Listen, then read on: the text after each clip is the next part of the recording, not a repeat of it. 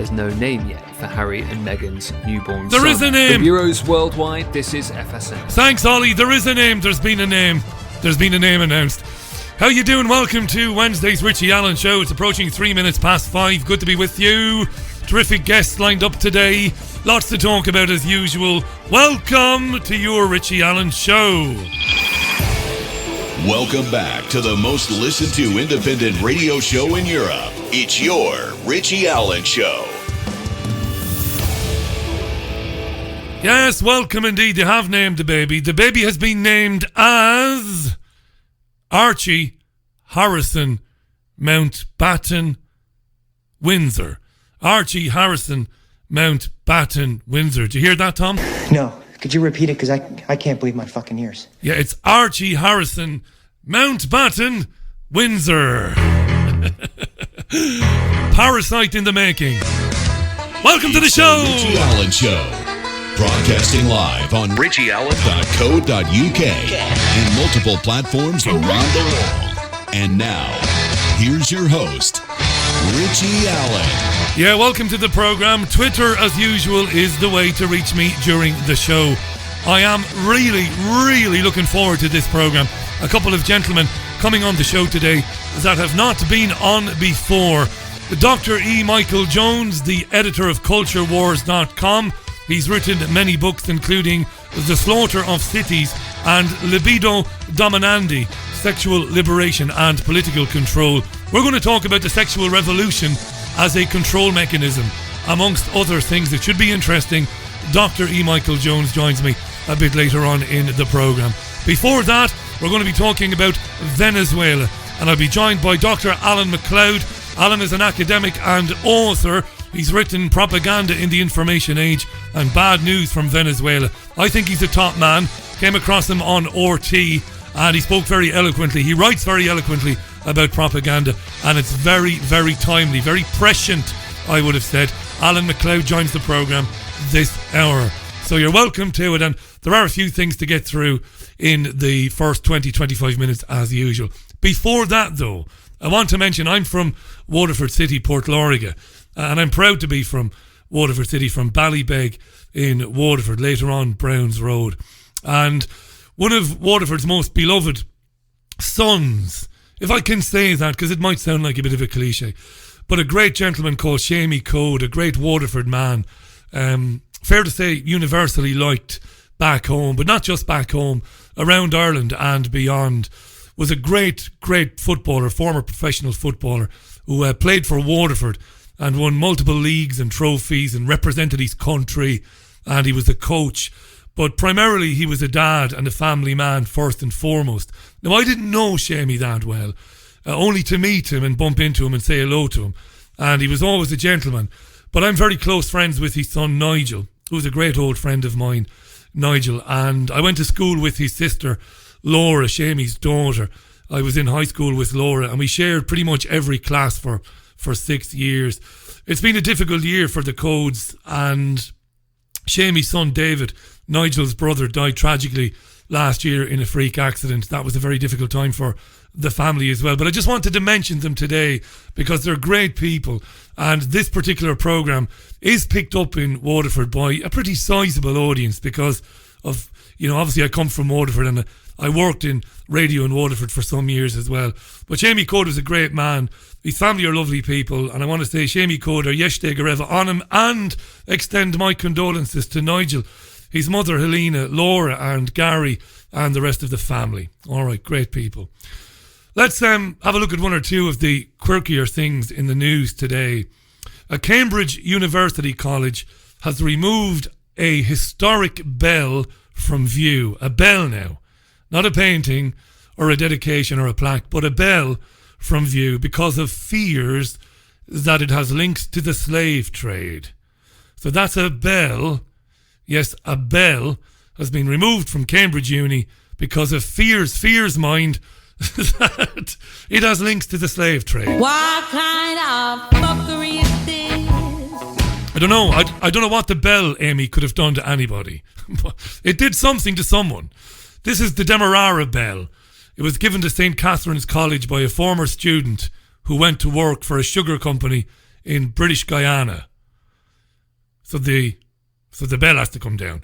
In April, Cambridge announced it would have a 2-year investigation into its own links with slavery, and a spokesperson for St. Catherine's College said the bell most likely came from a slave plantation. They don't know this to be true, but just in case it did, well, we better take it down, lest somebody walk past the bell and die of, I don't know, sorrow or shame or humiliation or whatever. That's a true story. The bell was initially hung in a belfry outside the Porter's Lodge, but was moved to an accommodation block in the early 90s. A spokesperson for the college said, as part of the ongoing reflection taking place about the links between universities and slavery, we are aware that a bell currently located at the college probably came from a slave plantation. A more detailed investigation is now underway into the bell's provenance as part of a wider project researching links to the slave trade. And they quoted a woman called Dr. Miranda Griffin, senior tutor in Cambridge. And Miranda said, "It is important that the college, along with the rest of the collegiate university, acknowledges historical links to slavery and the slave trade." But dear listener, you know I'm no genius. I've never claimed to be otherwise. But surely an argument could be made that if you remove the bell, the fucking bell, aren't you erasing your links to slavery, if there are any links? Couldn't be argued that you're in fact covering up the links. I don't know. To Brexit, to a little bit of Brexit. The Prime Minister has rejected calls for her to quit again over her handling of Brexit, saying it's not an issue about me. She was replying to Andrea Jenkins, the Tory Brexiteer, who said May had failed to deliver on her promises and had lost the public trust that she should go. Go now. Be gone. These calls for her to leave have been ongoing, of course. May did say that she would see out Brexit and she would then leave. Yeah. Nigel Farage was on the Good Morning Britain programme this morning with Susanna Reid and Piers Morgan. Got to be careful not to say Corbyn. I'd love Piers Corbyn to be presenting Good Morning Britain. That'd be interesting. But Piers Morgan and Susanna Reid primarily spoke with Farage in the first of a series of interviews with the party leaders around the European parliamentary elections, which take place on May 23rd. This was announced. We knew it was happening, of course, that there would be EU elections. It was rubber stamped and made official, of course, yesterday. Wasn't it yesterday? I don't know what day it is. When you've had a bank holiday in a week, I don't know where we are. But anyway, May said she would make way for a new leader, blah, blah, blah. Nigel Farage was asked about UKIP. I thought Farage would be asked about claims that his appearances on Alex Jones's InfoWars programme denounced him as anti-Semitic, but they didn't get into that. They wanted to ask him, of course, about UKIP and Carl Benjamin and those tweets about Jess Phillips. This is what Farage said about his long association with UKIP. It was part of my life for 25 years.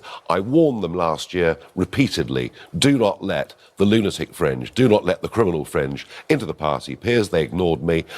On a personal level, I feel slightly sad that it's happened, but frankly, the sooner this election's over with and UKIP closes down, the better it will be. It's gone beyond a joke. Isn't it pretty disgusting that this person is even allowed to be putting himself up? It's extraordinary. You know, these comments are vile. I mean, you've been on the receiving end of a lot of vile stuff yourself. Yeah. The toxic nature of this Brexit debate for 3 years now has, I think, turned this country into just this screaming cesspit where people on either side just think it's perfectly legitimate to use the most abusive language about each other. How do we get through this? How do we get back to a country that engages in democratic debate without this howling rage? The reason... Well, you just ignore it, is what you do. You don't pay any attention to it, you could argue. The reason we're in this mess is because so many in the establishment refused to accept the result. You know, from Nick Clegg to Tony Blair to Anna Soubry, they refused to accept the result. As opposed to in a normal democracy, you say, look, I don't like it, but I accept it. What we have to do is we have to get Brexit done, leave the European Union, and very quickly after that, people will accept that it's done and we'll move on. Nigel Farage will leave Brexit for now even. We'll leave it there for now. Donald Trump has said that the billions of dollars lost by his businesses in the 80s and 90s were for tax purposes. This is a very important story, this. It speaks to how close the corporate media gets to understanding where true power lies, but then they back off. So it's an important story. Now, Trump's been tweeting because the New York Times published an article claiming that from 85 to 95, he made losses of over $1 billion. The truth is he lost a lot more than that. But anyway, the NYT, the New York Times, said Trump's property empire continued to lose money every year, totaling over $1 billion in losses for the decade. So Trump, of course, immediately took to Twitter, as he does, to shout and rant, saying, "You always wanted to show losses," meaning him. "Your business wants to show losses and often renegotiate with banks. It's a sport," said Trump. So these losses and reporting of them are a strategic choice by businesses like mine, said Trump, to renegotiate banks. It was a sport. And then he went on to say, did the hairpiece, that the stories are fake news. And this is a new era, of course, because in this wonderful era we've inherited, or we've inhabited, or entered into, when you are caught banged to rights, not just Trump but anybody, you can just scream fake news and your supporters will say, yeah, Trump, Trump, Trump, Trump, MAGA, MAGA, MAGA, MAGA, rather than look into it and say, well, hang on a second. Even a broken clock is right twice a day. What's the truth? The truth is Trump is a bankster-controlled puppet and has been for decades. This is the truth. It's not conjecture. And if you want to learn about this, the wonderful Dean Henderson blogs about this at hendersonlefthook.wordpress.com. That's hendersonlefthook.wordpress.com. Dean is brilliant. And he's written articles about Trump's purchasing of Resorts International back in 1987. Now, that was a CIA front, by the way, Resorts International. It really was. It was founded by Alan Dulles and David Rockefeller in the 50s. Trump also went on to buy the Atlantic City Taj Mahal Casino in New Jersey from Resorts International, and he began to buy up lots of other properties in Atlantic City. This is mid to late 80s. But very soon he found himself in serious trouble. His cash was gone, it had dried up, and he couldn't pay the debt on the loans that he had taken out. Who helped him out? A guy called Wilbur Ross. You know who Wilbur Ross is? Billionaire bond trader. Worked for Rothschild Inc. for many, many years. Okay? And he bailed out Trump. How did he do that? Well, he renegotiated these loans and left Trump in control of this Resorts International and the Taj Mahal Casino. But he also persuaded, did Ross, Deutsche Bank to give Trump billions of dollars through the 90s, I should say, even though Trump defaulted several times on those loans. Right? That Taj Mahal deal that Ross did when Trump couldn't pay the interest on these loans was basically to restructure these agreements, leaving Trump still in control with a 50% stake in Atlantic City Taj Mahal.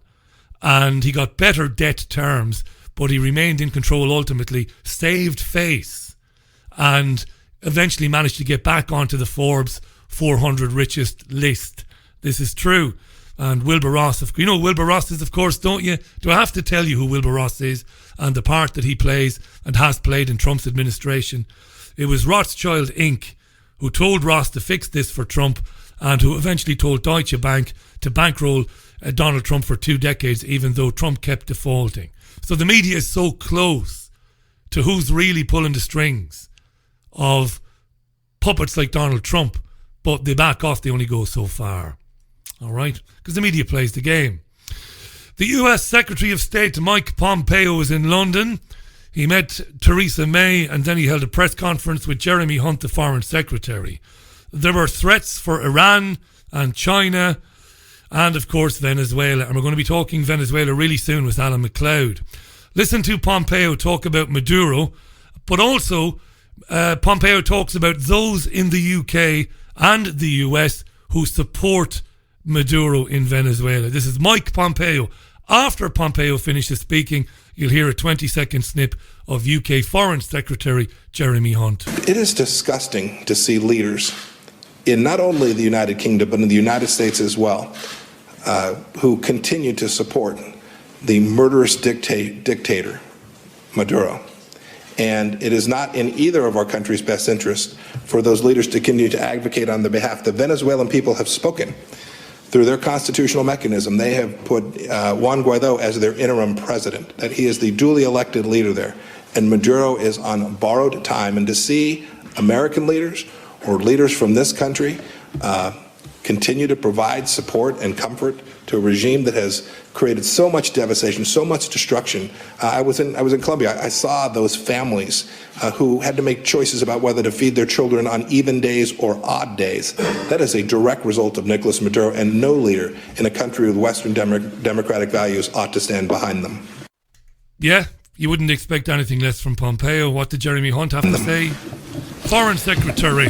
This is a country where 3 million people have fled the country. GDP's gone down by 40% in the last 4 years. People can't access basic medicine. People are rifling through rubbish bags to get food in the streets. And John McDonnell describes this as socialism in action. And I think people need to draw their own conclusions about what his own plans might be for the UK. Short and sweet. There was some talk about Yemen, not much though. Reluctant were Pompeo and Hunt to talk about the Saudi Arabian genocide in Yemen, which is ongoing as we speak. Welcome to the Richie Allen Show. Hi to William in Scotland. He says, Richie, what about real slavery, like the child slavery being carried out by the likes of Nike and other major manufacturers and so-called leading nations? It's a good point, that. Absolutely.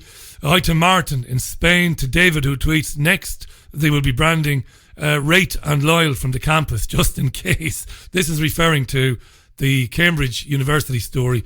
They're banning even, excuse me, David, they'll be banning Rate and Loyal from the campus, just in case. This is the story of Cambridge University thinking about removing a bell from one of the colleges because the bell might have come from a plantation. They're not even sure, but you never know. Just to be on the safe side. Maybe we should divest ourselves of everything that's older than 90 years, just in case, that some hand was taken in building it or making it.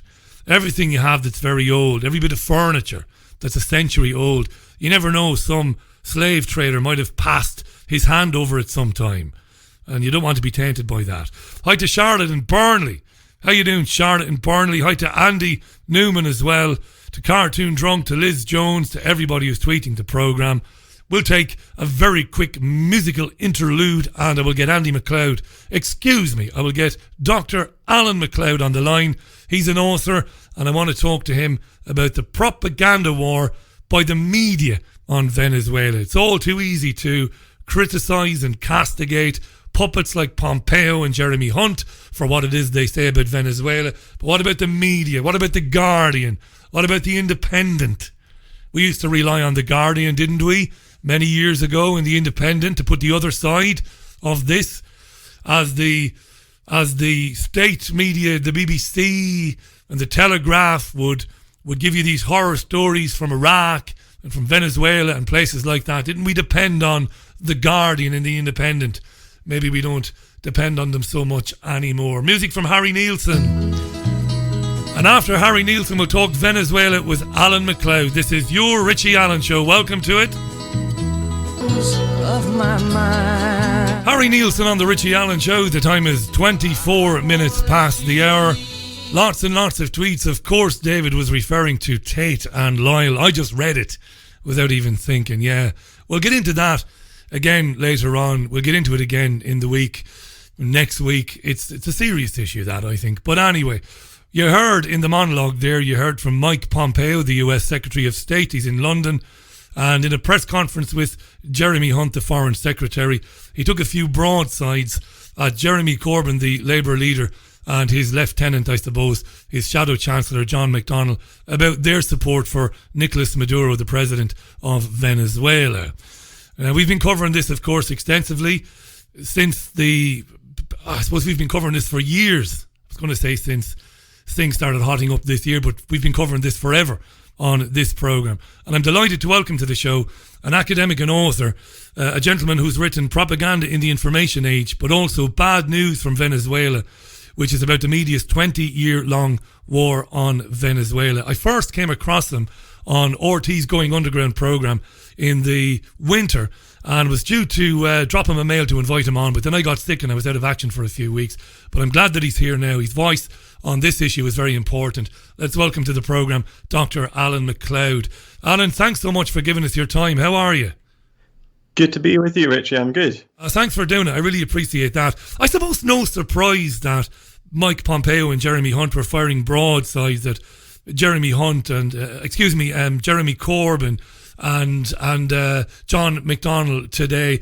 I mentioned towards the end of my monologue, there was a time, wasn't there, when we did have plurality, when you could look to maybe The Guardian, maybe The Independent for more balance and, a more circumspect look at the problems of Latin America and what's going on in Venezuela. But those days are gone. But a listener said to me that I'm very naive, that it's not a recent thing, that you're absolutely right, and that there hasn't been any fair reporting on Latin America or Venezuela for far longer than I'm even prepared to admit. What do you think? Yeah, that's right. I mean, I studied the media coverage of Venezuela since 1998, and I found that across the spectrum, the media overwhelmingly presented very small, shallow views on the country, which were very much in the minority of the opinion rather than the majority, and were not even backed up by the facts. So, for instance, even The Guardian pretty much tacitly endorsed the 2002 coup against Hugo Chavez, Maduro's predecessor. There is a little bit of debate in The Guardian. You can see some more nuanced coverage there sometimes. But in general, the difference between the right-wing press like The Telegraph and The Guardian tends to be more over tone rather than actual substance. And that's because it's pretty much the same people writing the same articles there. How does that happen? Now, I watched your interview with Afshin Ratanzi, I hope I've said that right, and I'm brutal for pronouncing names, forgive me. And it was excellent. I think he's an excellent presenter. It was an excellent interview, and I'm gonna put my MSM hat on me, and I'm gonna be a mainstream presenter, because this is what they should do. You should be on the BBC, you should be on ITV, you should be on Channel 4, but of course you're not, and I think we suspect we know why you're not. But I'll do that. Couple of quick questions then. Was the election, the most recent election of Nicolas Maduro, was it fair?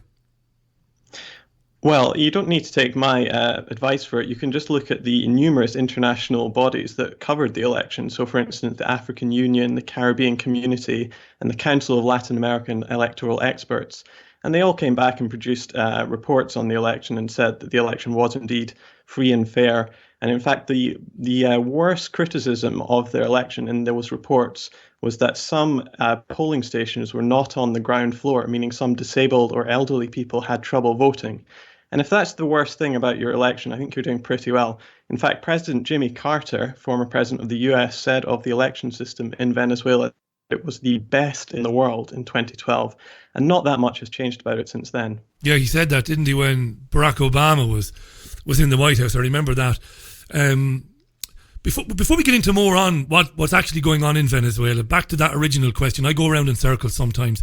Why is the coverage and why are the articles so similar? I was fascinated reading you, and I'm going to tweet out links to where people can read you as well, Alan, because I think you've got a really, really spot on and unique take on how we get to this stage. How do we get journalists writing for various broadsheets, which are supposed to be competing with one another for readers, for circulation? How are the articles so similar in tone? How does that happen? Well, we've had massive cuts in funding for journalism ever since the rise of the internet. And so what happens is big newspapers like The Guardian, The Telegraph, The Times, the BBC, or what have you, have actually just outsourced all of their reporting on foreign issues, particularly in Latin America, which they see as a backwater. They've outsourced them to local Venezuelan journalists or freelancers who live over there.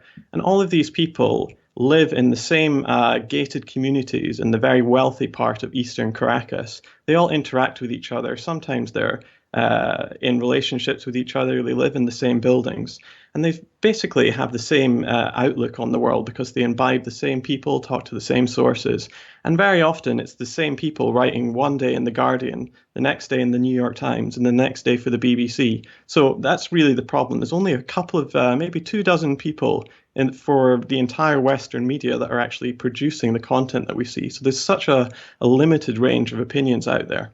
And that's why it's almost a kind of a unified approach from the UK media.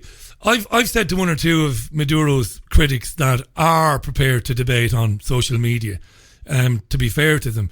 You know, they've talked about brutal dictator, and I've made a point that you've kind of hinted at there. I've said, well, these opposition figures, these people who work with Western media agencies and Western governments, you don't see them disappearing or being kidnapped or taken away in the middle of the night, footsteps and screams. They're still there.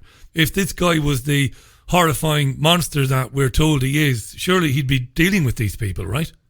Sure. I mean, I've got umpteen criticisms of Maduro if you want to hear them, but the fact of the matter is that he's survived multiple coup attempts, assassination attempts, and right now we've got a guy who's never been elected, never even stood for election in Juan Guaido, who is openly calling for the United States to invade the country and has tried multiple times to overthrow the supposedly dictatorial president. And yet he's got complete free rein to just walk around the city with his megaphone and try to convince the army to overthrow the elected president. It's incredible. It is incredible, yeah. Speak a little bit to your criticisms of Maduro. I'm a big fan of people like Hugo Chavez and what he attempted to do, the Bolivarian Revolution. And that's where I come from. I come from a trade union background in Ireland. And what I think of as kind of genuine old socialism, not social democracy, but old socialism. So I like what these guys try to do. I can't hide that bias. That's how I feel about it. But some of my friends in the independent media, some of them who come on, capitalists, some of them, they say, Richie, whatever about what they're trying to do, the policies, and whatever about the external pressure of the United States and sanctions, of course, and we can talk about those and the impact of them on Venezuela.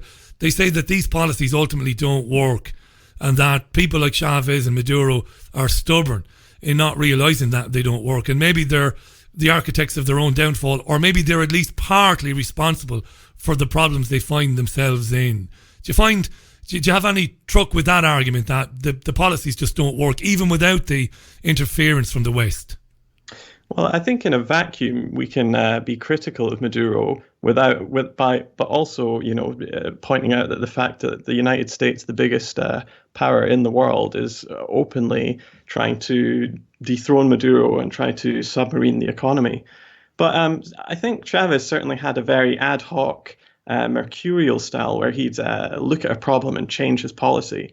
Whereas Maduro just doesn't have the same charisma and the same level of authority as Chavez, so he's found it very difficult to unite all the disparate factions of the ruling coalition, which means that he's really been stuck in a stasis for a number of years. So he's not really been able to promote policies that would deal with the inflation, for instance, or the problems with speculation and hoarding. I think if Chavez was about, he would have done a bit of a better job in that.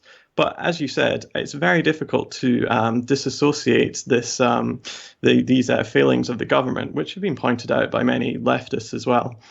It's a tragedy. Sorry to interrupt you. It's a tragedy if you were right and if Maduro is fundamentally decent and he is motivated by good and he wants to continue the policies of lifting people out of poverty and fairness and nationalising, using the assets of the country for the betterment of everybody. It's a real tragedy then if he doesn't have the intellectual nous or if he doesn't have the people around him to help him. Because I think you're onto something here, Alan, to be honest, to be able to help him shift strategy and change and kind of evolve, right?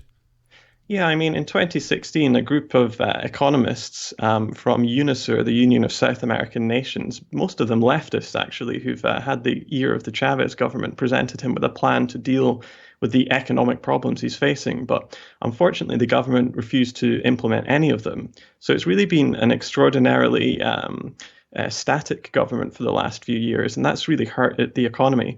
Now, I would say that Maduro had to take over in very tough economic times. One thing that's not talked about is the entire region of Latin America is going through a serious crisis and a huge economic decline because the products that they create for the world market, like primary products like tin, coal, zinc, copper, or food like bananas, etc., have absolutely just like flatlined in terms of price. So it's a very difficult time. And you do have to give Maduro quite a lot of credit for not implementing austerity as many other governments in Europe, for instance, have done. That's really good, that. And these difficulties that Latin America is having generally that you've outlined there, market manipulation, is that something that's happening? Prices being artificially manipulated to put more and more pressure on these countries because massive conglomerates want to get their hands and want to get their businesses in there to privatize water and everything else? Or is that simplistic? Well, I mean, absolutely, that is going on. If we take oil, for example, the United States has been working quite closely with Saudi Arabia to make sure they overproduce oil and then drop the price. One of the main reasons Chavez was able to reduce poverty in Venezuela by 50% and extreme poverty by 75% was that he actually reinvigorated the oil-producing OPEC cartel, which managed to raise prices of oil from $9 a barrel in 1999 to $140 in 2008. And that was really the source of the wealth that he managed to create this incredible welfare state out of almost nothing. Loads of tweets. There are loads of tweets on this. By the way, you can follow Alan on Twitter. It's Dr. Alan Macleod. Alan is an author, and his books, Propaganda in the Information Age and Bad News from Venezuela, are must reads. They really are. You don't get too many books these days that are critiquing the media like that, so check them out. And Alan, as I said, is on Twitter. You can follow him there. It's at Alan or Macleod. Follow him if you haven't done before. Alan, let's read this from Patricia in Zurich. Richie, nobody is suggesting Maduro is a great guy, but he was elected by the people. The US wants him out. Why? Maybe it's because they want his oil. Guaido is just another American puppet. It's so obvious. Who is this guy, Guaido? Right. Well, as Patricia pointed out, he is very much linked to the United States. He got his start in politics in the student protests of 2007. He went over to the United States to be trained in Washington. He went to, I think it was George Mason University. His party has been funded for pretty much since its inception by the US. In January, there was a poll showed that more than 80% of Venezuelans didn't know who he was. But then in late January, he decided that he was the self-appointed president. And so he challenged Maduro. That failed. And now he's challenged them again in May.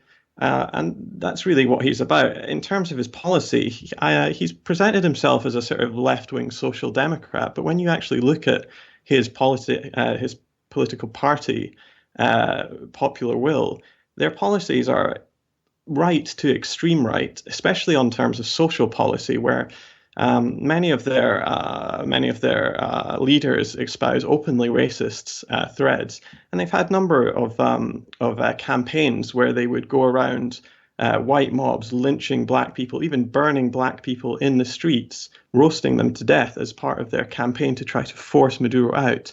So really, when you look at his politics and his background, he's not really the sort of mild social democrat or centre leftist he presents himself as.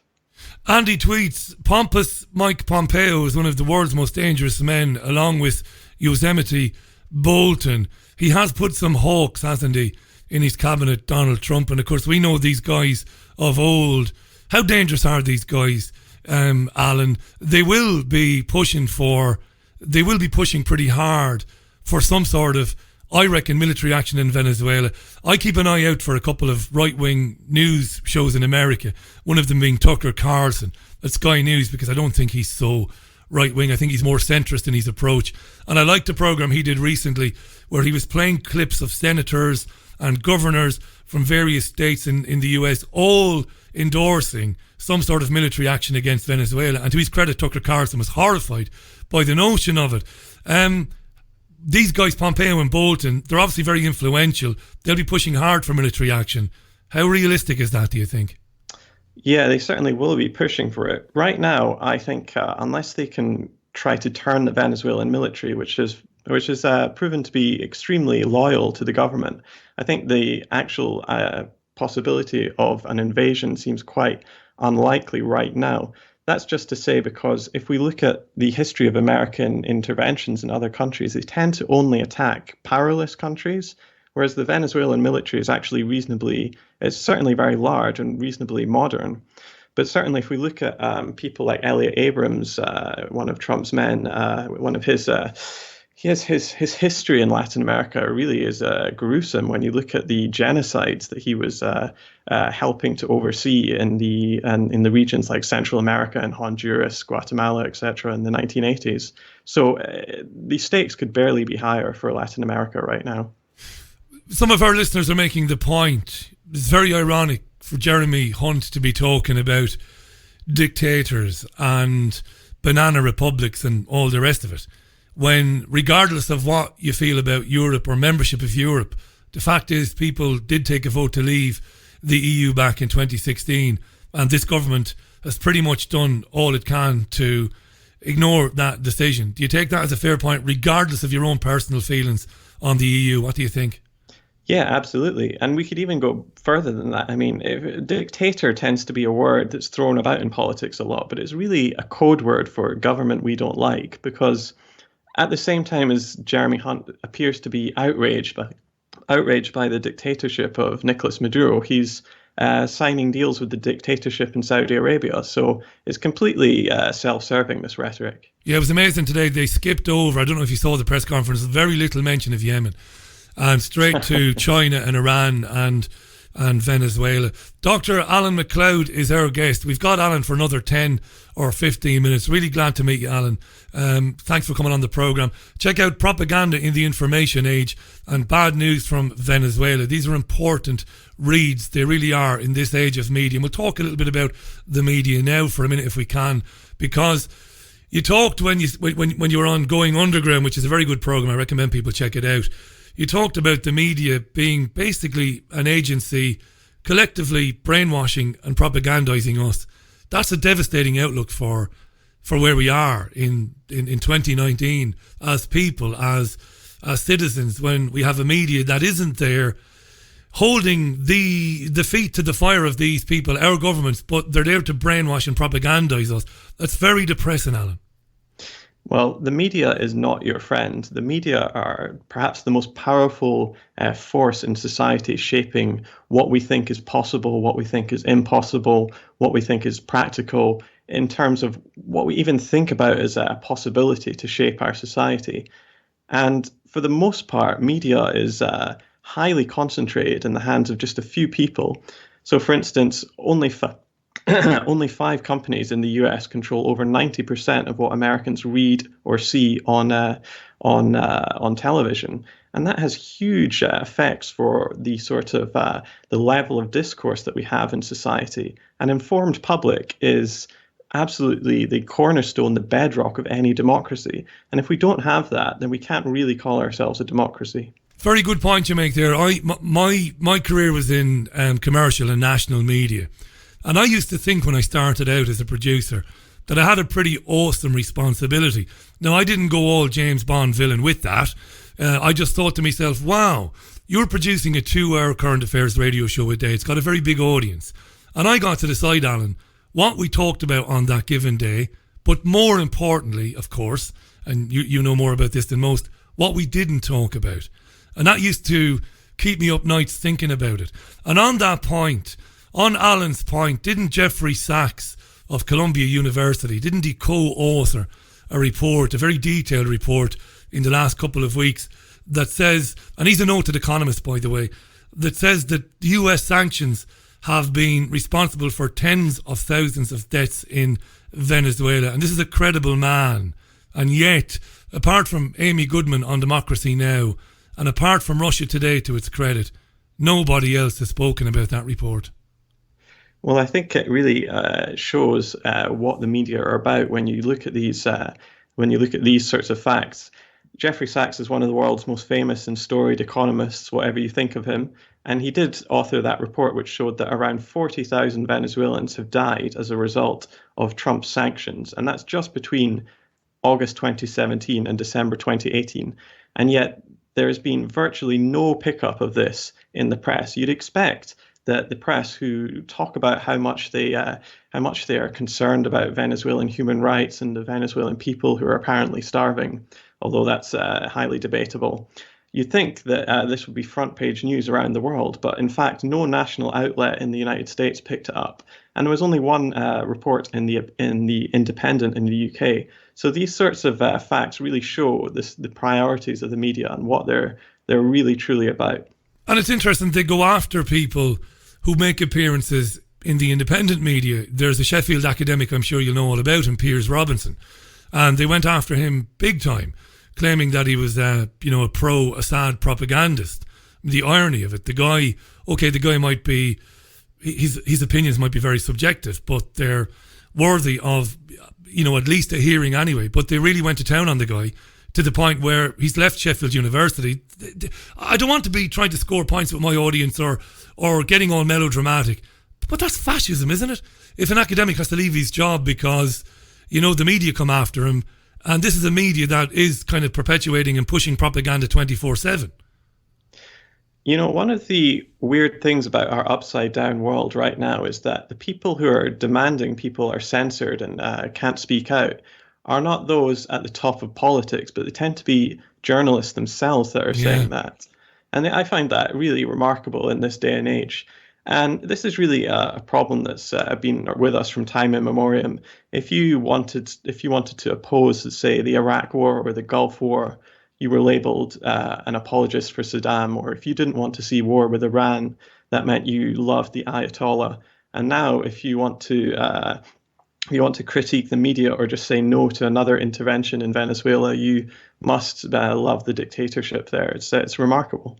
It's terrifying is what it is. It's driven many, and I don't include myself in this, but I know many who've gotten out of mainstream media, television or radio, because there were things they couldn't do. I mean, if I'm to be honest, it is my story. I got tired of not being able to speak about certain things and do certain stories, and running into arguments with my editor when I began to present as well as produce, and I got out of it. I've spoken to a woman called Anna Brees who worked for the BBC, worked for ITV. She's gotten out of it.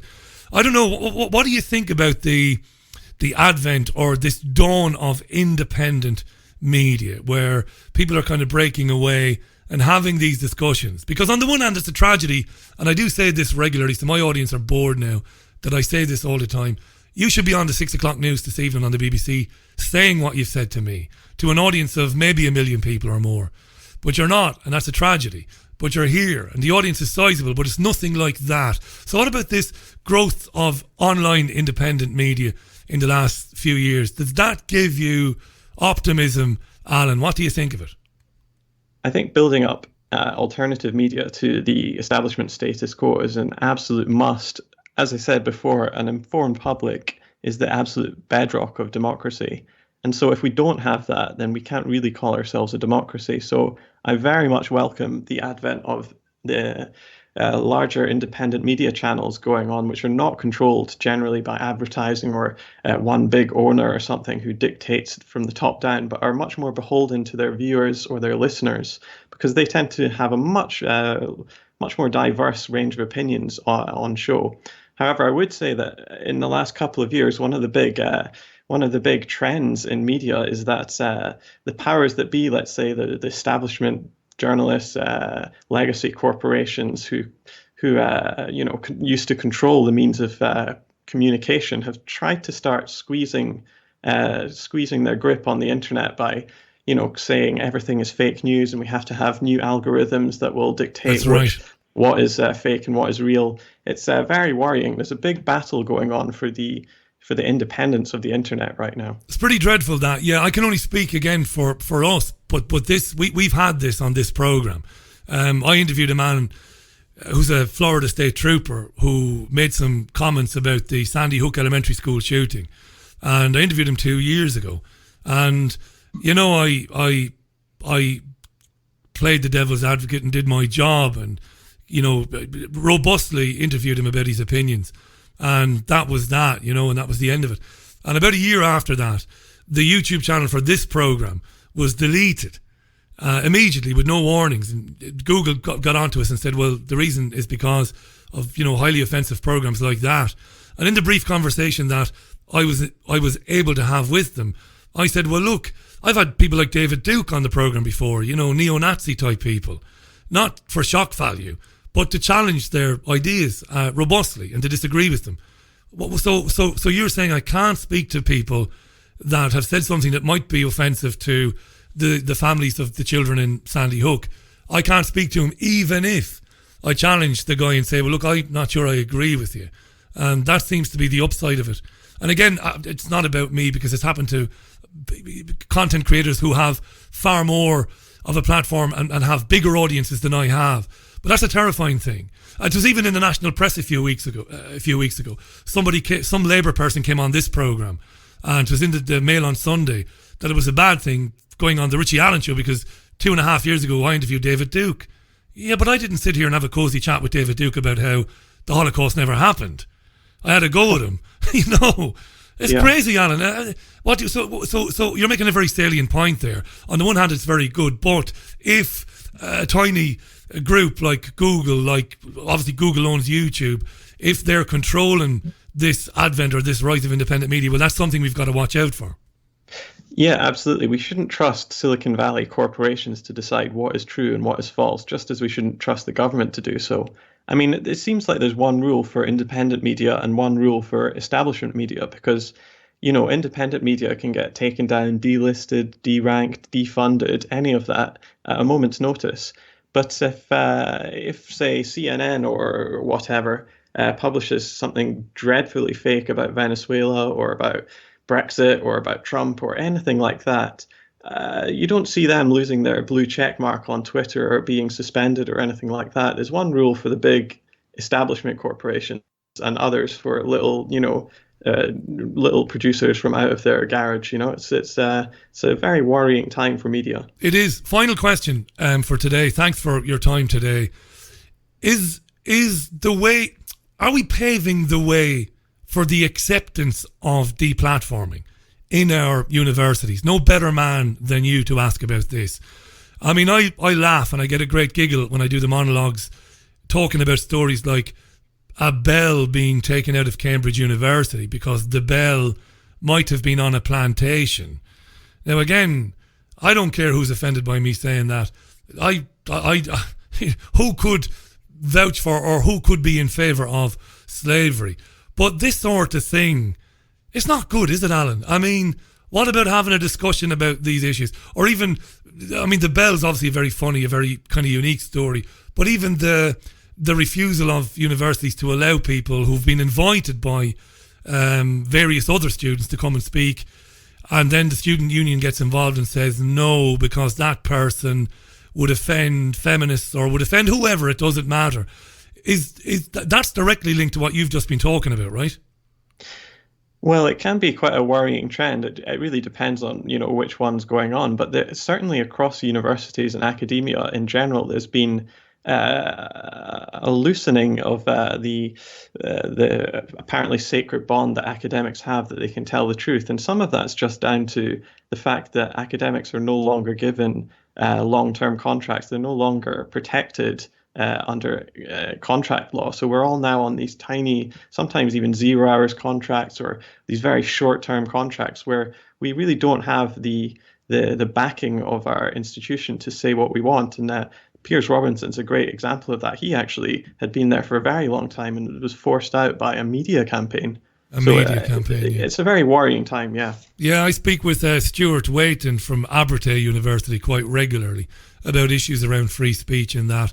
And I've said to Stuart before, I'd be worried about you up there, and anyway. In fact, he's decided to stand for the Brexit Party, believe it or not. And I'll have him on the programme tomorrow. Dr. Alan Macleod is the author of Bad News from Venezuela and Propaganda in the Information Age. You can find him on Twitter. Do follow him on Twitter. It's at Alan or Macleod. That's Macleod. Alan, thanks so much for your time today. I really do appreciate that. I hope you'll come back again in the future. Yeah, I will. Anytime, Richie. Thanks, Alan. That was brilliant. Terrific stuff from Alan Macleod. A different take on what's been happening in Venezuela, but also on the media coverage of it and why the media coverage is so uniformed in its kind of condemnation of Maduro and his government. Great stuff from Alan Macleod. It's exactly 6 minutes or 5.5 minutes to the top of the hour. We'll have a musical break. There have been plenty of tweets. I will read them when we come back. Let's have Oasis and Wonderwall. Seems to be flying by today, the old programme. Don't know about you. Back in a couple of minutes. Richie Allen. Yes, welcome back to the Richie Allen Show. Here's an interesting story. No, I did say I'd do the tweets. Let's do the tweets there. Before I read that story and before we interview, before we welcome Dr. E. Michael Jones to the programme, let me read these tweets that have come in there now. There you go. Just to mention again, follow Alan on Twitter. It's at Alan or Macleod. That's Macleod. Fantastic name, isn't it? That's a proper surname there, Macleod. Brilliant stuff. Andy Newman enjoyed listening to that. Thank you, Andy. Appreciate that. Let me scroll down there. Hi to Steve James. Let's talk about Yosemite Bolton there. Far from funny. It speaks again to the Trump phenomenon, doesn't it? And the inability of people to put their hands up and say, I was hoodwinked there. Yeah, during the campaign, I believed everything the man said. I bought into it. But I was hoodwinked. People tend to dig and further entrench themselves into their position. Can't be seen to be saying that I got it wrong. Why? Because of their hatred, justified or unjustified. Maybe hatred is never justified. Because they despise people like the Clinton crime cartel. That's why we trusted and believed all the promises made by Donald Trump. I don't know. It doesn't matter what materialises. It doesn't matter what comes to light. People seem to be reluctant to say, well, maybe it's because people are scared, maybe. That's been put to me many times over the years. People have said to me on programmes now, men and women have said, you know, what is it? Why don't people accept it? That there's no chance in the democratic system. There's no future in the two-party political system or even the political system full stop. And generally the consensus has been it's because people are terrified of the alternative. Now the alternative is having to do something about it. Actually having to take action. Because the more you find heroes, whether it's heroes in politics or whether it's heroes in activism, the more you divest yourself of your responsibility to take some control over your life and to take some action against the tyranny that we are kind of sleepwalking into. And I've always believed that. I've believed that when that concept was first put to me many years ago by an academic, funnily enough, on Spanish radio, I concluded that she was right. I said, you're right. It's fear of having to do stuff about it. By believing Jeremy Corbyn or Bernie Sanders or Ocasio-Cortez or any of the rest of them, you then are absolved of any responsibility to take on the system yourself. And that's why you have truth or industrial complex conferences. That's why people go to these things, to meet their heroes. And I get a lot of stick for bringing this up. I'm not trying to hurt anybody or mock anybody. I don't believe the truthers are evil people. They're just opportunists. They see an opportunity to tell people what they want to hear, to keep them sound and safe and cozy in their beds rather than doing anything about it. And I think that's what it is with Donald Trump supporters. You know, if I hadn't been listening to the people I've been listening to for many years, I might have believed the Donald Trump shtick. I might have said, Christ, this is great stuff. This guy, he's talking about no more interventionism, you know. He's talking about You know, he's talking about going after criminals like the Clintons. This is good. He's talked about vaccines. Great stuff, this. Well, get me a plane ticket. I'm going to go to the States and give this guy $500, not that he needs it. And I'm going to work for him. But I've been around the block 500 times. And I've seen it all before. I try to tell people that. I try to say to people, listen, I was hoodwinked, by the way. I was really hoodwinked. I used to believe politicians as well. And I used to stick up for them. And I used to get into arguments that got very heated because I believed in my political parties, which were the Socialist Workers' Party and Sinn Féin and the Workers' Party. As it, I believed all these people. And in those parties, there were nice people. There were one or two individuals that were okay. But ultimately, they all serve the same masters. When you realise that, well, at least you're halfway there. David tweets, the Trump-Clinton thing is bad cop, worse cop. It is, mate, you're spot on. That's how the Trump supporters see it. Well, she's worse. Well, she might be. She might very well be far worse than her husband. But is that a good reason to stick with somebody or something or some concept? Well, the alternative is worse. You know, 4.5 minutes past the hour. Thanks for those tweets coming in today, by the way. We've got Professor E. Michael Jones from Culture Wars coming on in a couple of minutes' time. Big shout to Dean Smith. How you doing, Dean? What's this I hear about a progressive bell end trying to end a bell? Very good. Very good. Yeah, a bell that might have been, I don't know, manufactured or might have been on a plantation at one time or another must be taken down in Cambridge because it is offensive. These are the stories. Keep the tweets coming in at Richie Allen Show on Twitter. I am going to take some music. I will give a phone call to Dr. E. Michael Jones. I think you're going to find him fascinating. Let's do it so we can have more time with him. And again, I'm sure you'll be motivated to tweet me when he's on the programme. And I'm sure there are things you'd like me to put to him. So do tweet me and I will put those comments and questions and points of view to him as soon as he's on, right? Right, what have we got lined up? Al Green? Fancy a bit of Al Green, yeah? Al Green it is. Dr. Al Green on the Richie Allen Show. We're approaching 9 minutes past the hour. It's a wet South Manchester.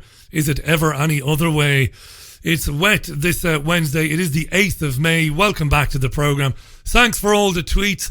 Alan Macleod was a terrific guest. We'll invite Alan back again.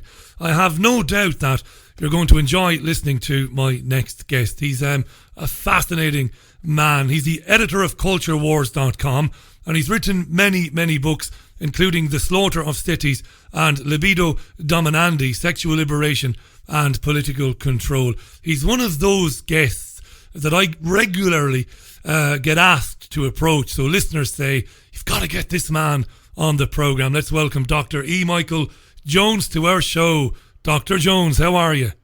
Good, Richie. Thank you. Thank you for having me on. It's fantastic to have you on. Thanks for doing it. Is it a golden era for anthropology? I was thinking about you today. We have gender identity issues never out of the news. We have trans women at war with feminists. We're teaching children that there are 57 identities they can choose from in primary school. Some time to be alive, Dr. Jones, I would have said. These are crazy times. Yeah, they are. There's no question. I think we're nearing the end of a trajectory that began, I suppose, at the time of the French Revolution, when man decided he was going to take control of his own life. He's going to live by reason alone. No one was going to tell him what to do. And along that period of time, this whole movement got hijacked and turned into a form of control. That's pretty much the basis of my book, Libido, Dominandi. It started at the time of the sexual revolution with the Marquis de Sade, who understood how sexual passion could be channeled and turned into a revolutionary movement and could be mobilized to destroy the counter-revolutionary movement that was known as the Vendée. That's when he wrote that famous manifesto of his. So over this period of time, what you've seen is methods of psychological control and manipulation becoming more and more powerful with ever increasing powerful means of communication. And the message has been refined over this period of time to the point where man is in control of his destiny. He can have a government that responds to his interest. He can determine whether he is what is right and what is wrong. Now we're getting into theological area, which is the way Satan tempted Adam and Eve. And now in the final stage, he can determine his own being. This was mentioned in a Supreme Court decision in the United States called Planned Parenthood versus Casey. The mystery of being, defining your own being is the essence of freedom. That's what Justice Kennedy said. So now we're defining our own being. We don't accept anything as a given. The fact that you are a male or a female and there's nothing you can do about it is up for grabs now. That followed fast on the heels of approving homosexuality. And so we have a total attack on the notion of being, the notion of nature, the notion that there's any given. Everything is up for grabs. Now, the problem here is that we all know that's not true. We all know you can't change fundamental aspects of life and nature, but you're given the illusion you can because that is a form of control. What we're talking about is a kind of narcissism that you find among homosexuals, but what now has been expanded to include an entire population of people. And if you're a man, you can become a woman, you can be whatever you want. And this is the illusion that's driving this kind of end game now of the liberation ideology that began, I'd say, with the French Revolution. Now, we'll come back to homosexuality, because I want to ask you, I kind of take a different approach to homosexuality than you do. It'd be interesting to get your thoughts on my thoughts, maybe, in a few minutes. But I'm fascinated by you saying, at some period, man decided that nobody would tell him what to do. And this is really interesting. And you didn't say, Dr. Jones, that this was necessarily a bad thing, man deciding that nobody could tell him what to do. It sounded like you said that once man began to think like that, other interests got involved and kind of hijacked that. So can you explain that? Because I'm fascinated by that, because as a man of religion, or as a man who believes in a creator, I'm kind of fascinated by the idea that you don't have a fundamental problem with man deciding that nobody will tell me what to do. Well, okay, let me rephrase it. We are going to operate according to reason. Okay. Human reason. Okay, that's fine. I agree. We should all operate according to human reason. But who gets to define what reason is? So this was defined at a time when reason was defined in a very truncated sense, namely science, namely physics, mathematics, geometry. It reached its high point in France. It began with René Descartes, who was a geometer, and he kind of simplified the entire universe by saying, there's res extensa, res cogitans, the mind, the universe, it's all mathematical, and that's it. Well, that's not it. Okay, there are other aspects of reason out there, and if you reduce it to that, you're giving everyone a distorted understanding of reason. So that notion of reason became basically the ideology of reason. It was called the Enlightenment. And the main opponent of the Enlightenment was the church, the Catholic Church. And the church was an authority in France at that time. There was no separation of church and state. And the Enlightenment was there to overthrow the church in the name of reason. Well, I'm saying this is a false dichotomy. I'm saying, and the book I'm writing right now is The History of Logos and the Logos of History. I'm saying if you go back to the beginning, what do we have? We have an understanding of Logos that began with the Greeks, that developed with Christianity. Christianity did not impede this understanding of Logos. It enhanced this understanding of Logos to the point where science could only develop in Europe. It did not develop in the Islamic world because you needed an understanding of the Trinity, which was way beyond anything the Greeks could have figured out. But you needed that because you needed some understanding of secondary causality, because without that, you could not understand how the universe operated.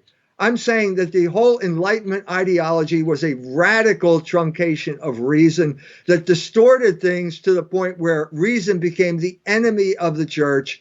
And when you destroy the church, you're basically destroying the fabric of culture and the vehicle of logos throughout history. That's the tragedy of that period, of the Enlightenment. And before that Enlightenment, you believe that the norm was, forgive me for using pejorative terms like the norm, but that we, how do I say this, that we had a family, and the family was a man and a woman, and they procreated, and the man gathered and foraged and provided for his family, and they grew, and the children went on to have their own families, and that was accepted as right and reasonable. But after the Enlightenment, this began to change. Well, yeah, I mean, it began, it took a long time, it's over 200 years, but it was people like the Marquis de Sade who basically used Enlightenment principles. He read de la Mettrie's book, L'Homme Machine, The Man a Machine, and he reduced man to this kind of mechanistic construct. And he did that because he had some type of sexual purpose in mind. Woman was a machine for voluptuousness. He said that in his book.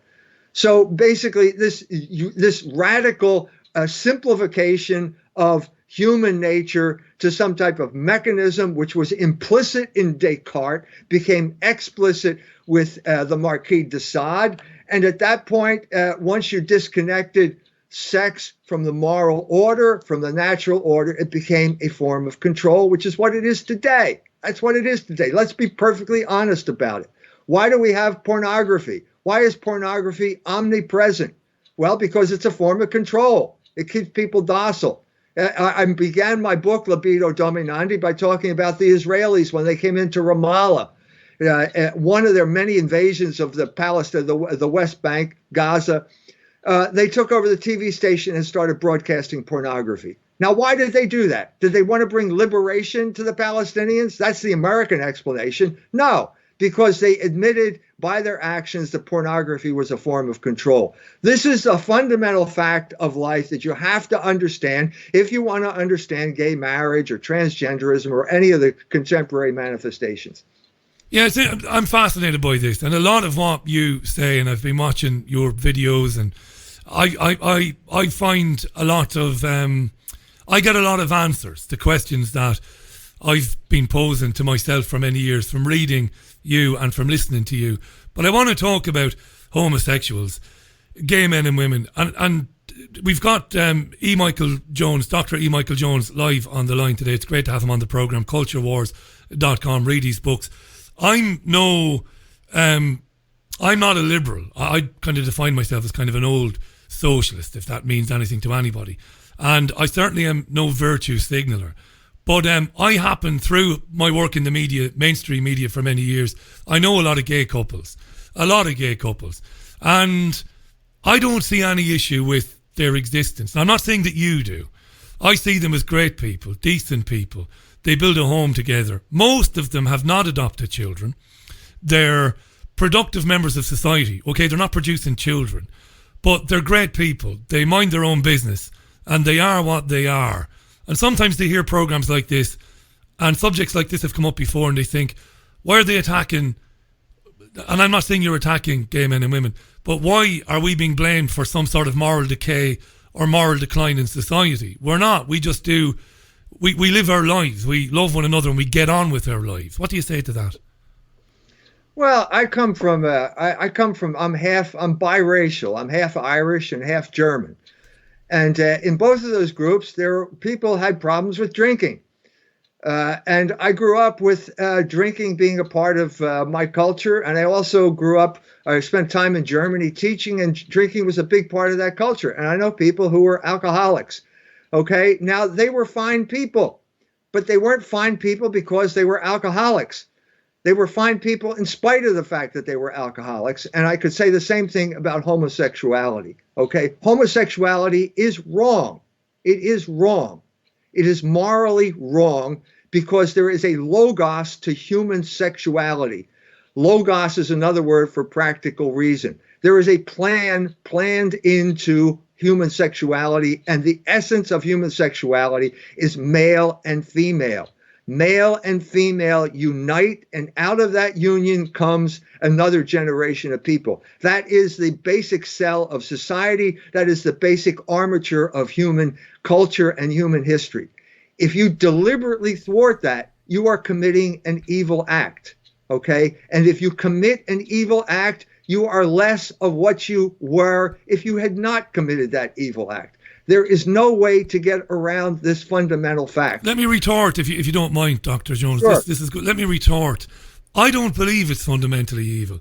And I believe that, and this is my belief from what I've been able to glean from my research over the years, throughout history, there's always been a percentage of society of same-sex couples or people who favour members of the opposite sex. And however miserable this world is today, and I share so many of your opinions as to what's happening and why, I think it's sad, and I'm delighted you're on the programme. Thank God we can have a grown-up conversation about this stuff. I just think it's sad that any bright mind, I mean, you're obviously a great mind, that you would think that it's wrong and evil. They are who they are, and they don't do any harm to anybody. Like I said, I've been lucky enough to know same-sex couples through the years, and I'm not trying to curry favour with anybody. Believe me, I'm a bastard, me. I'll say whatever I feel about anything. They are people, they bother nobody. They certainly don't offend me. You know, it's funny, I've been asked before, you know, oh, Richie, the sex between two men. And I say, well, look, it would obviously make me uncomfortable, and it would turn me off because it's not my thing. But whatever people do in their own homes, it's their own business, and they're good people and they bother nobody. And I think throughout history there's been evidence that some people favour members of the same sex, and it's always been there. Go ahead, Dr. Jones. Yeah, well, some people favour alcohol, and they get drunk, and they become unproductive members of society. But that doesn't mean we have to promote alcoholism. It's the same type of thing. You can say they don't bother anybody. Well, they do bother people. I mean, it got so bad here in Indiana that the government, the state government, had to pass a law protecting the citizens of Indiana from this predatory homosexual agenda, where people would show up and then wreck your business if you didn't go along with the homosexual agenda. The state had to intervene to protect these people. And when the state did intervene, the CEOs came down on them like a ton of bricks. The head of Salesforce, Mark Benioff, he comes into Indianapolis, swaggers into the State House and says, you people have to change your law. Well, this is not people being off by themselves, minding their own business. This is now a question of public order. You disagree with the homosexual, and you're in trouble. Now, this is really interesting, because I agree with this. But just park that for a second. This is really fascinating, because I've seen this in action. But where this is coming from, I think, is up for debate. Let me just put one final argument about gays and lesbians to you, and then I'm going to shut up, because it's all about you today. It's not about me. I don't agree with the analogy with alcoholism. It's great to speak to a fellow Irishman, by the way, even if you're only half an Irishman there, Dr. Jones, but it's good to have you on. As an Irishman, look, I know all about alcohol. I don't think you can make the analogy between alcohol. People choose to drink. Some people are addicted. Some people can be, they can get off it. Others get help and they get off it. I don't believe, and I know you do, but I don't believe that people choose their desires, their sexuality. I think they're born with it. Can I say something? We could argue all day about that. Go ahead. I am not saying that people choose their sexual orientation. The Irishman does not choose his weakness to drink or the biological mechanism that makes drink so attractive to him. Yeah. The homosexual does not choose his sexual orientation. He chooses to act on his sexual orientation, just as the alcoholic chooses to take a drink or does not take a drink. I am not saying that the homosexual is responsible for his sexual orientation. I apologize. Thanks for clarifying that. Right, we disagree on that aspect of it. Right, okay. Where I'm inclined to agree with you, and I'm delighted you brought this up. Yes, this targeting of businesses and people because they have opinions. Now, I could speak to you for hours, I could speak to you for days and months. I would enjoy listening to you. Doesn't matter if there are things that I disagree with or there are things you disagree with. I would never seek to have you shut down or shut up because I don't agree with you. And I think you've hit on a really important problem that we face today. But where is it coming from? This is very interesting. A gay journalist called Andrew Pearce, who's a conservative, who writes for the Daily Mail. Interesting character is Andrew Pearce. And he's written about this war on people's opinions and people's ideas and their fundamental principled beliefs. And he's a gay man. And he would go to bat for the rights of businesses to, I don't know, for example, not to bake a cake for a same-sex couple or whatever. But he would say, Andrew Pearce, this is not coming from, you know, a so-called gay and lesbian community. I don't know any gay men and women who are out there screaming and demanding that people swear allegiance to gay men and women. He thinks it's coming from something dark or something else. What do you think, Dr. Jones? I agree with him. There aren't enough homosexuals out there to be a potent political force. We're talking about 1%, 2% of the population. That's not enough. That's not politically significant. The only reason the homosexual now is significant is because he has become the proxy warrior for the oligarchs. That's what our illustrious mayor in South Bend, Indiana, is now running for president of the United States of America. The only reason that someone from an obscure city in Indiana could consider doing this is because he's a homosexual. And the only reason that makes sense is because the homosexual is the proxy warrior for the oligarchs. The oligarchs are always, they're back there too, 1% of the population. They have all of the wealth and they have virtually all of the power. And the big question is, well, how do we control people? That's the fundamental issue here. How do you control people when you're always a minority? Okay? And this is part of what the homosexual agenda is about. So I agree with the man completely. It's not coming from the homosexuals. It's coming from the oligarchs who are promoting the homosexuals as their proxy warriors. Really, really good to have you on. It's 28 minutes past the hour. Needless to say, there are dozens and dozens of tweets on this, many of them supportive for what Dr. E. Michael Jones is saying. Check out culturewars.com if you haven't before. He's written some fascinating books, and I think he's a very interesting and I think he's a very important thinker. This is good stuff. Let's leave homosexuality for a minute because you've said some really interesting things. I think you've been really sharp in your writing about things like feminism. And I loved an interview I saw you do recently where you talked about feminism coming to be partly because the oligarchs saw women as an untapped labour resource. This is really fascinating to me. Would you talk about that for a minute? Yes, I'd be happy to. It's an honor to talk to someone who understands the old left, because now we have the new left, and the new left is all sexual liberation and no talking about economics. Okay? This is the problem. What happened in the 70s was that the oligarchs decided to embark upon new geographies of production and an expanded labor force. Toward the end of the 1970s, this is the run-up to the Reagan-Thatcher era, the oligarchs became unhappy at high wages.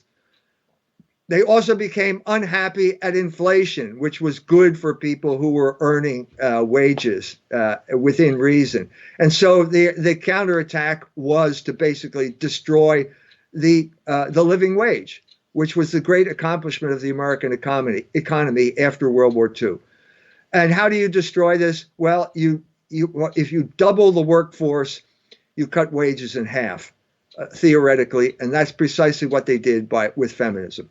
Feminism was basically an operation that set out to lower wages in the interest of oligarchic control of the culture.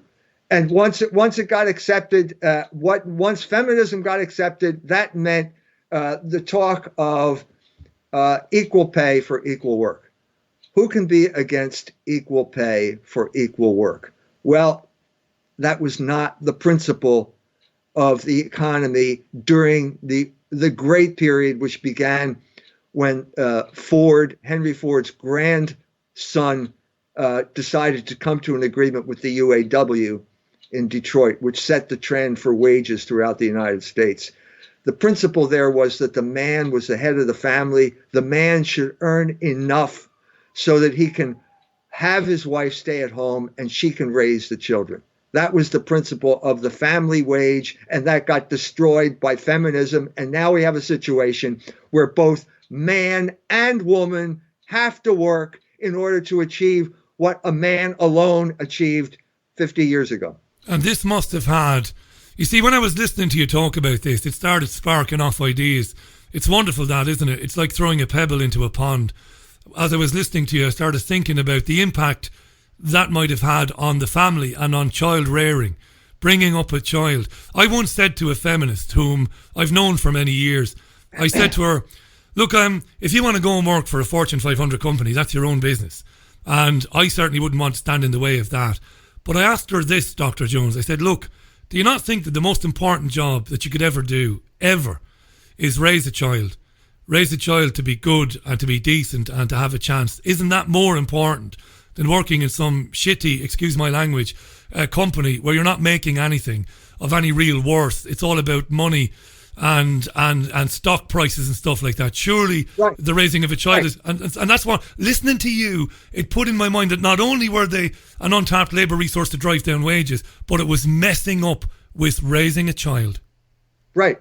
Boy, I'll give you an incident. I was in New York City. I'm in Washington Square, and I'm sitting on a bench, and everybody talks next to everybody else because it's very densely populated. And there's a woman sitting there, an older woman and a younger woman. And the older woman, I'd say maybe pushing 50, she said to the younger woman, I was sitting on my sofa last night eating my cheese sandwich at midnight, and I burst into tears because I realized my life is over.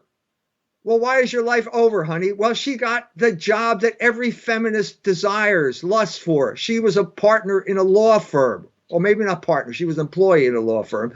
And she worked 70 hours a week, and I'm sure she made a good deal of money, but they extracted every single erg of labor out of that lady, so that she had no ability to have a life of her own. And now she's too old to have children. And not only that, she doesn't have any friends anymore either, because all she does is give her labor over to that law firm.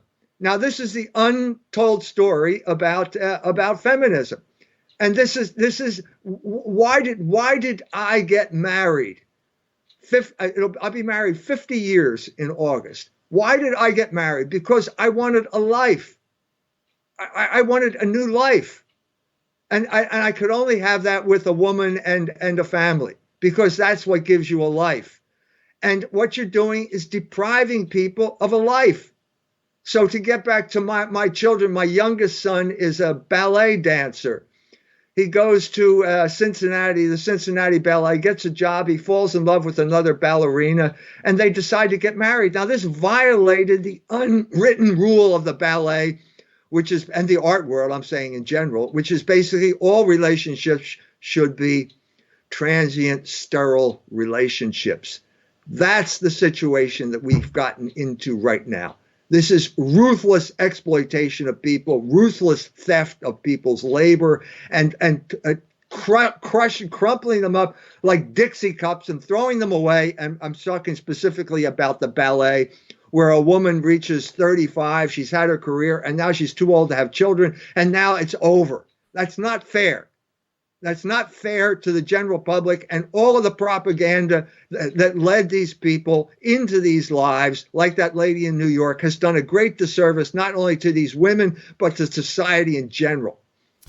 Really interesting this. I'm not saying that because I'm just, paying lip service. This is fascinating stuff. Gail has tweeted the programme. I do agree with Michael Jones' view on feminism, taking mums away from their kids and families breaking down. I don't blame mums wanting to work. I did for quite a while and I enjoyed it, she said. It's a very interesting story in British media today about married couples not having anywhere near as much sex as they used to have, meaning that more and more married couples are not having children at all, or they're leaving it till very late in life. What do you think of that? That speaks to this agenda you're talking about. One of the most delicate ecological balances in nature is human sexuality, and you start tinkering with it, and you'll wreck it. You'll wreck it. And one of the things that the main tinkering that has wrecked sexuality is contraception. Okay, it will destroy your relationship, because your relationship is by nature ordered to fertility and ordered to having children. If you deliberately exclude that possibility from your relationship, you will suffer consequences, and you won't understand where the consequences come from. And so what we are seeing now is this was the story of the 1960s, especially in America, when the big foundations like the Rockefeller Foundation used fronts like Notre Dame University and Father Hesburgh to basically overturn the church's teaching on contraception.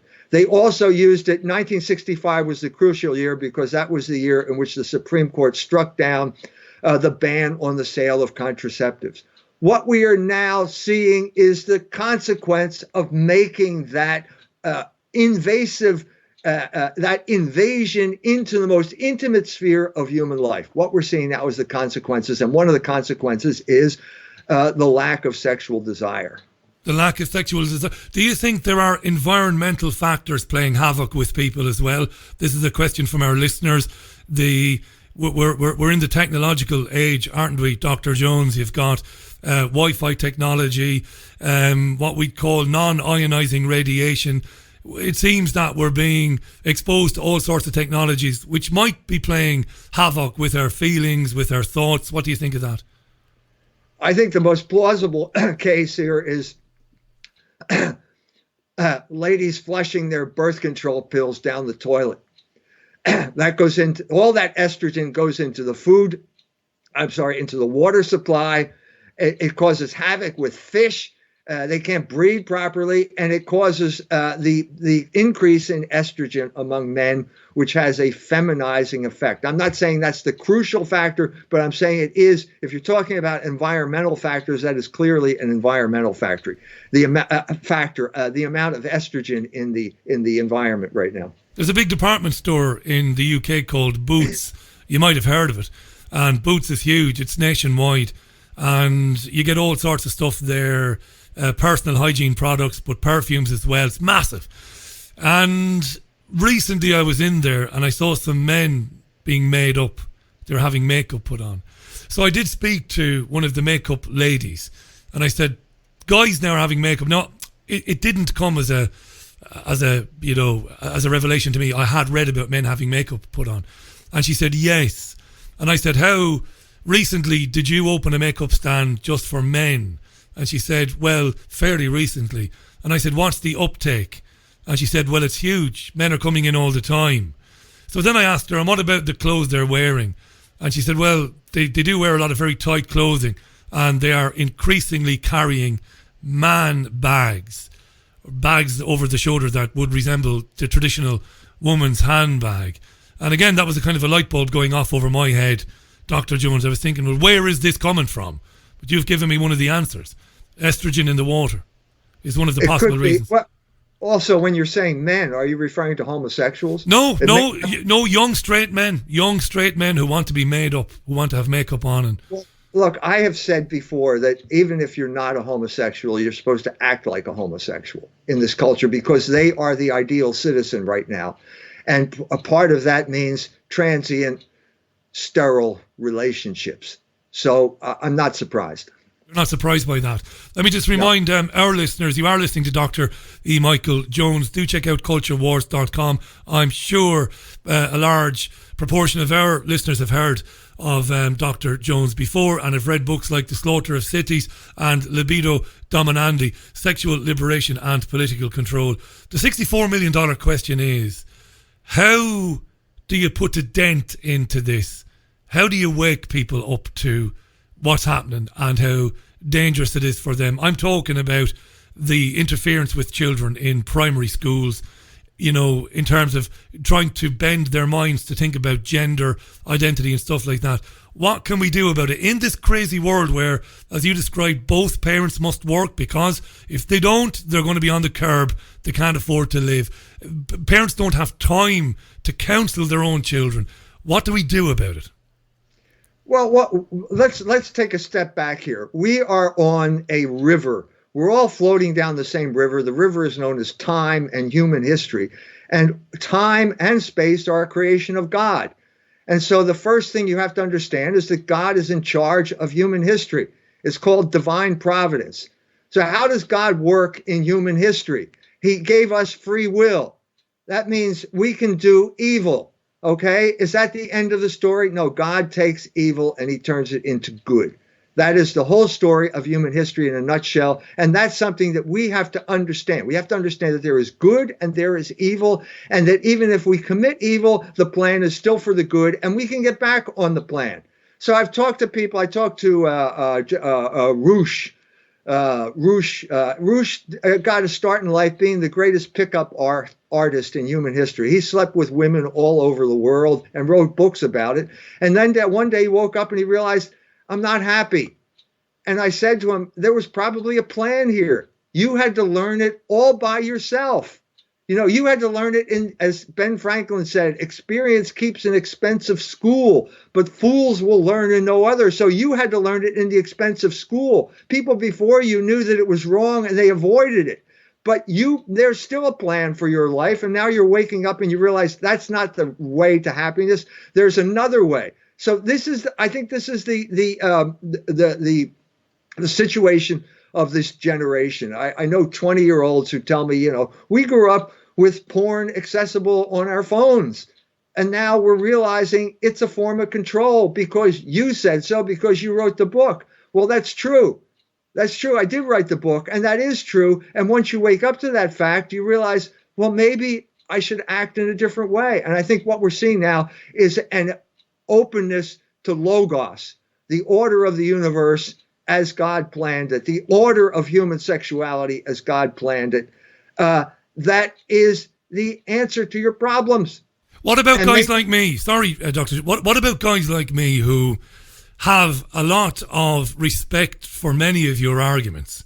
And we disagree about gay and lesbian folks, but that's all right. We can disagree. We're grown-ups and we can be respectful. What about a guy like me who takes a lot from you? I take a lot from you. I enjoy reading you, enjoy listening to you. But I don't believe in a divine creator. And don't give me the standard answer now with respect that the creator believes in you. Is not believing in a creator a barrier to understanding this stuff and dealing with it? Yes, it's irrational. I don't think it is. Atheism, let me be perfectly clear, atheism is irrational. The human mind can know that there is God. It is not an article of faith. It's an article of reason. Okay, so if you're an atheist, you are being irrational. And we don't talk about ontology now. We don't talk about being. We talk about psychology. And I can talk to you about where atheism comes from. It's related to homosexuality in that there are father issues here. Sigmund Freud said God is an exalted father. And he was right, but not in the way he understood. We get our ideas of God from our fathers. Fathers can be, good, bad, and indifferent. Okay, this is if you want to talk about atheism, that's the discussion you have to have. Can I have a retort? Can I have a 20-second retort? In fact, if you do come back again in the future, I'd love to have you back in the future. Maybe we can get into atheism. I'm very open-minded. Look, I'm not precious at all about my positions. I never have been. I wouldn't be in radio if I was. Let me have a 20-second retort. And I say this respectfully to every Christian, to everybody who believes in God. I'm not trying to demean or mock you. I believe that the idea that a divine creator breathed life into us and sent us here to this domain to do good or to do evil for his amusement, I find that irrational. I find it irrational. I can't comprehend it. I would say I am an autonomous, totally individual person who doesn't take... I don't want to be living in some kind of hamster cage where some creator is getting amusement out of me running around. I find that irrational. Back to you, Dr. Jones. you're taking it a couple steps too far down the road. The first question is, why is there anything? Because creation is creation of something. Okay? You can first you have to show that God created something, that God created this world. Okay? Nothing comes from nothing. There is something. Therefore, there was never nothing. This something could not bring itself into existence because it would have to exist before it existed, which is impossible. Therefore, something else had to bring it into existence, and that something is what all men call God. That's the fundamental starting point. At that point, you have to say, okay, there is something called God. Now, whether he believes in hamster cages or you running around or whatever it is, that all comes after the fact. That's the first fundamental fact that we have to establish here. That's what we have to establish. Yeah, but I don't believe it. That's the thing. I've great respect for, and you make the argument very elegantly, eloquently even, and elegantly. And you've got a big old brain on you there, bigger than mine, but I just don't believe it. And I don't see it being a barrier to my understanding of things, because much of what you say about how we're being controlled, I agree with you. I think you're brilliant. I think you're absolutely right on. And yet I didn't have to believe in a creator to conclude that, to understand it. You know, your will is free. Yeah. I'm just saying that if you deny what I just said, you're being irrational. Reason can access that fact. And if you deny that fact, if you deliberately deny that fact, then you're heading down a road where you will end up like Richard Dawkins or Christopher Hitchens or Daniel Dennett, and you will be in deep irrationality. These are some of the most irrational people I have ever experienced in my entire life. Well, they're dreadful people. Dennett. Dawkins is dreadful. Dawkins is dreadful because he's ignorant and he's obtuse and he's a bigot, and he hectors you, and he doesn't know what he's talking about. He's an ignoramus when it comes to philosophy. He thinks he knows everything. He doesn't know anything when it comes to philosophy. The only philosopher among the group was Daniel Dennett, and he said the universe created itself out of nothing or something very small. Now, that has to be one of the stupidest statements in the history of the human race. I'll go along with that. I'll go along with you. Yeah. Stupid. It is stupid. I should really rebrand myself as agnostic, because I can't just say that I rule out some intelligent design. I can't say that. I'd be stupid. I'd be like Richard Dawkins. These people are ignorant, they're rude, they're horrible, and they have no interest in, trying to understand the rationality of anybody else. And I don't know how you define these people, but they're dreadful. They're not intellectuals.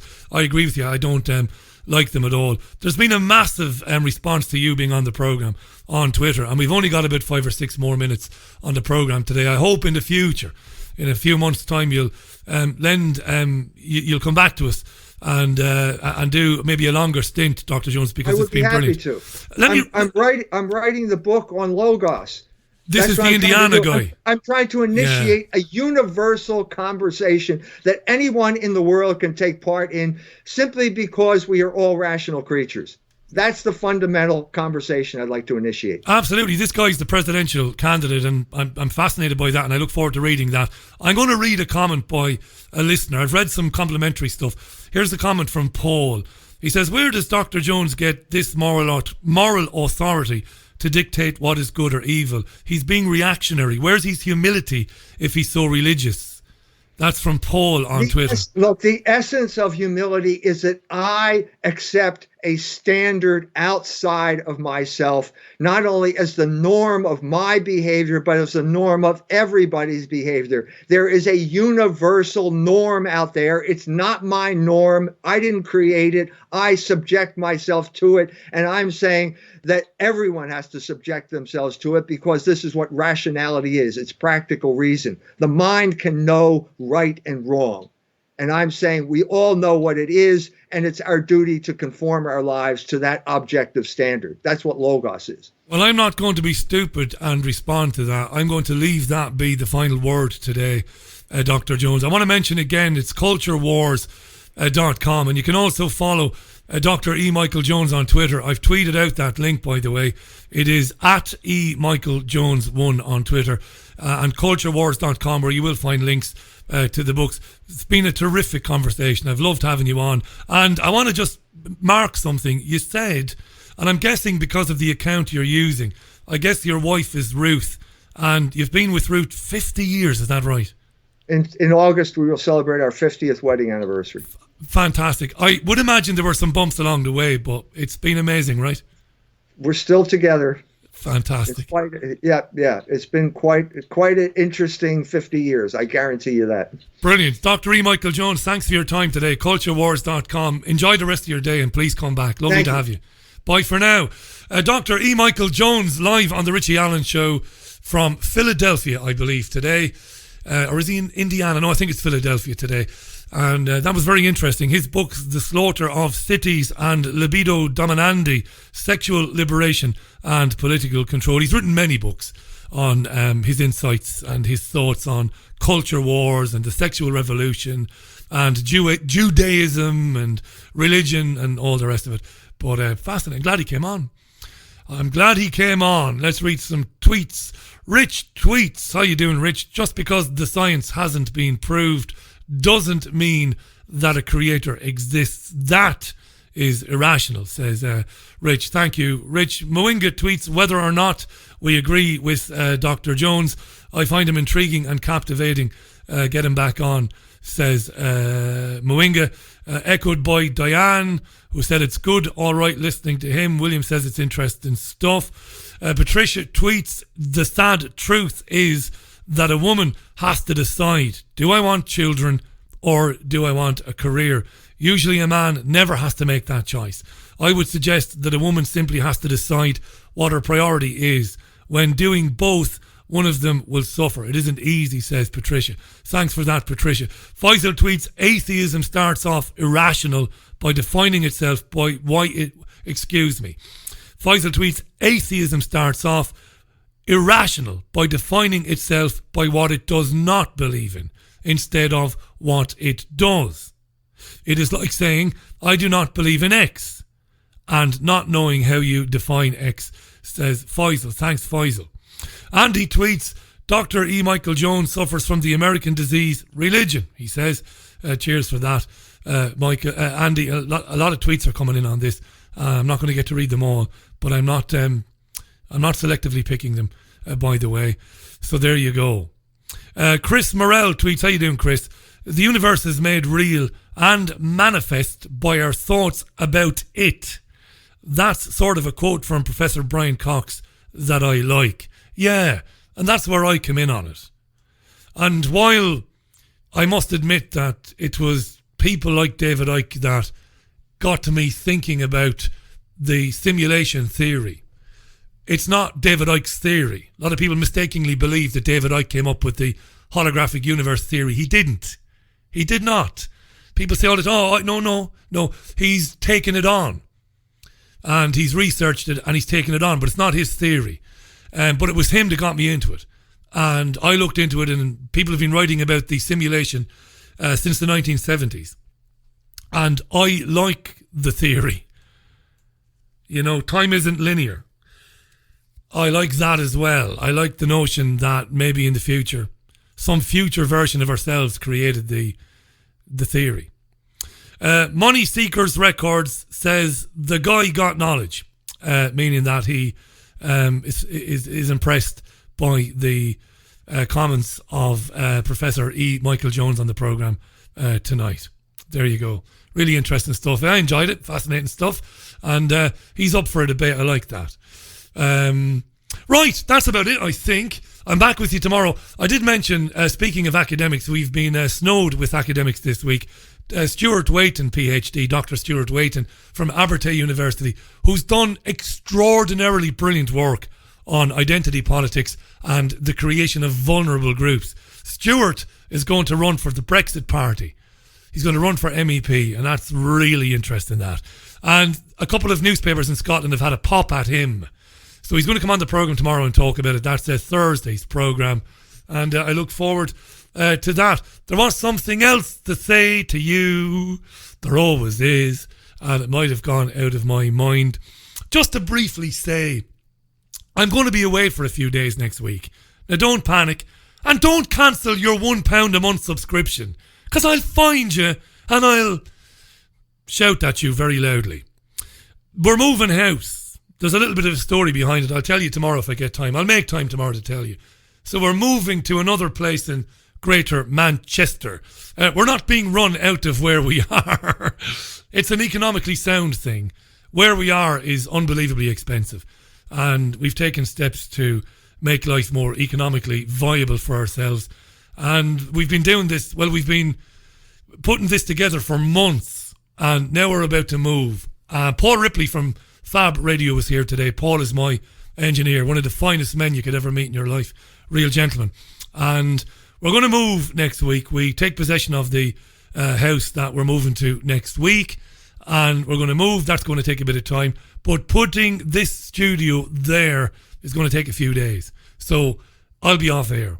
What I'll try and do, even in the madness, even in the crazy madness, is I'll try and do 1 or 2 live streams on YouTube and put the live chat on so we can have a chat. But the radio show for a week anyway, for 4 or 5 days, is going to be impossible to do. But Paul's going to get it up and running as quick as he can. Usually takes about 2 days to build a studio. I've put pictures online before. This is not the Mickey Mouse bullshitter on YouTube, shouter on soapbox kind of thing. This is real radio. This is a real BBC standard studio here. So it's got to be disassembled and reassembled somewhere else. We don't have thousands of pounds to get engineers to do it. So Paul Ripley's going to do it, and it's going to take him a little bit of time, right? Right, have I explained that sufficiently? I think I have. Thank you to my guests. I loved listening to Alan Macleod, PhD, about Venezuela, and I really enjoyed as well speaking with Dr. E. Michael Jones. We'll have Dr. Jones back again. Isn't it good to have a bit of banter? Going to leave you with some status quo. Enjoy the rest of your Wednesday. I've been Richie Allen. Get your air guitars at the ready. Enjoy the rest of your day, right? Speak to you tomorrow at 5. Until then, it's bye for me. Bye now.